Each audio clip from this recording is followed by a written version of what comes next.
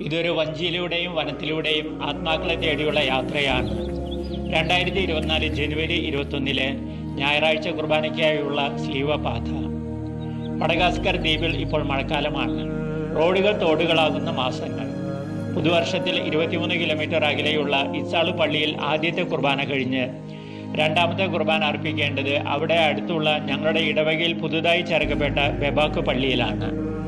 Road മാർഗം വളരെ മോശമായതുകൊണ്ട് അവിടേക്ക് പോകുവാൻ പള്ളിക്കാർ തന്നെ മീൻ പിടിക്കുന്ന വഞ്ചി തയ്യാറാക്കിയിരുന്നു.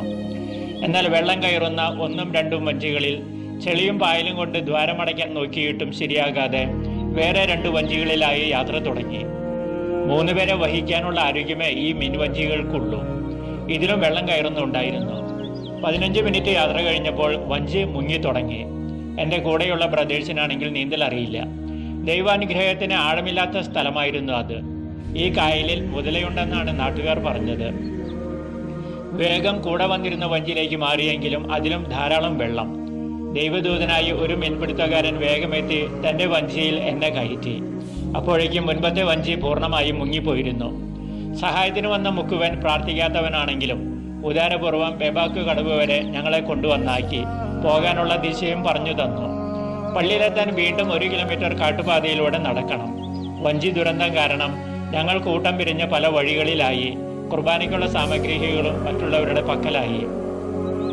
പള്ളിയിലേക്കുള്ള വഴിയിൽ സംശയിച്ച് നിന്നപ്പോൾ വനപ്രദേശത്ത് കൃഷിക്ക് വന്നിരുന്ന ഒരു കുടുംബത്തിലെ പെൺകുട്ടി ഇത്തവണ ഞങ്ങൾക്ക് വഴികാട്ടിയായി അയക്കപ്പെട്ടു. വിശപ്പും ക്ഷീണവും തോന്നി തുടങ്ങി.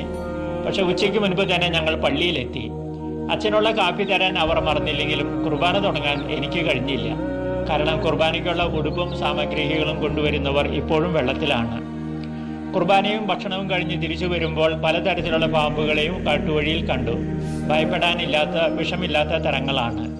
തിരിച്ചു പോന്നപ്പോൾ പള്ളി പ്രസിഡന്റ് തന്നെയാണ് വഞ്ചി തുഴഞ്ഞത്. അങ്ങനെ പ്രാർത്ഥിക്കുന്നവരുടെയും പ്രാർത്ഥിക്കാത്തവരുടെയും സഹായഹസ്തങ്ങൾ വഴി ബെബാക്ക് പള്ളിയിലെ തിരുബലി പൂർത്തിയാക്കുവാൻ ഞങ്ങൾക്ക് കഴിഞ്ഞു. നന്മയ്ക്കായി തുനിഞ്ഞിറങ്ങുമ്പോൾ നന്മകൾ വരുന്നത് നാനാവശത്തു നിന്നുമാണ്. ഈശോയ്ക്ക് പ്രത്യേകം നന്ദി. മഡഗാസ്കറിൽ നിന്നും ഫാദർ ജോൺസൺ തളിയത്ത്.